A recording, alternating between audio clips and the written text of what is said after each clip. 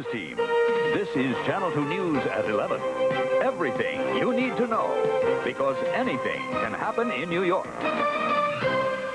Good evening. The crisis in New York's emergency medical service is taking a new and more alarming turn for the worse tonight. The troubled agency is coming under fire from inside City Hall.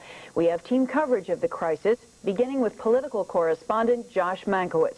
New York's beleaguered EMS operations found a new enemy today. City Controller Harrison Golden released a secret study done last November by the Department of General Services, showing that for years EMS has ignored audit recommendations of how to improve its maintenance procedures, many of the audits done by Golden's office.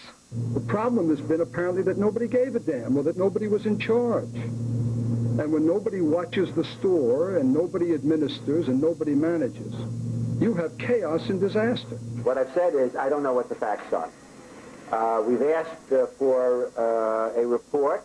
That report will be made public. Golden's audits date back to 1981 and accuse EMS of poor management of repair parts, of unnecessary delays in repair work, in some cases the result of waiting for manufacturers to repair vehicles that are under warranty.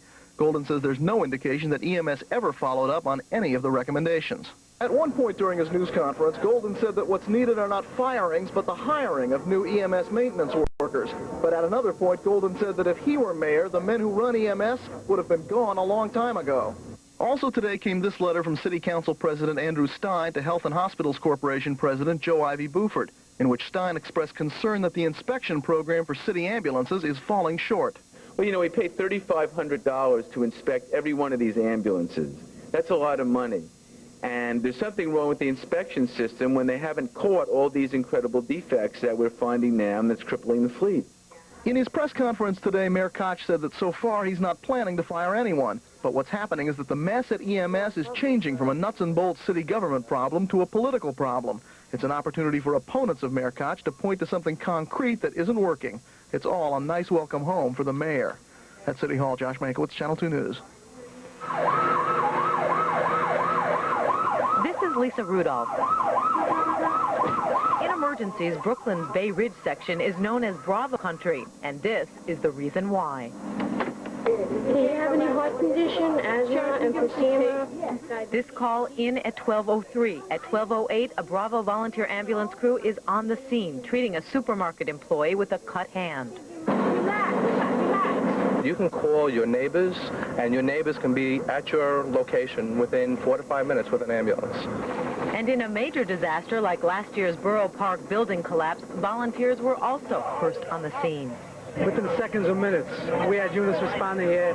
With responses like that and headlines like this, a crippled EMS fleet mired in delays to emergencies, the people who run the 280 private and volunteer ambulances in the city are wondering why they aren't integrated into the 911 system.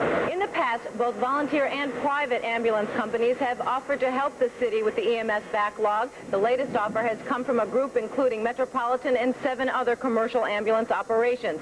But in this case, as in the past, the city has said thanks, but no thanks.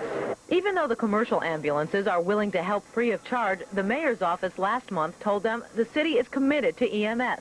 And this commitment has resulted in, quote, dramatic improvements over the last decade, including a state-of-the-art EMS system and a 50% reduction in response time. The volunteers, they're the best. When my son got hurt, they were there in 2 minutes, where the EMS comes 45 minutes later. Some say EMS should at least share the non-emergency calls. And there's really no reason why there should be a backlog. People should wait for ambulances when there are ambulances available. Critics say the city's resistance can be boiled down to one thing. There's absolutely elements of a political problem, and all of those elements should be removed. The argument goes, battles over politics, funding, and turf should take a backseat to saving lives. In Brooklyn, Lisa Rudolph, Channel 2 News.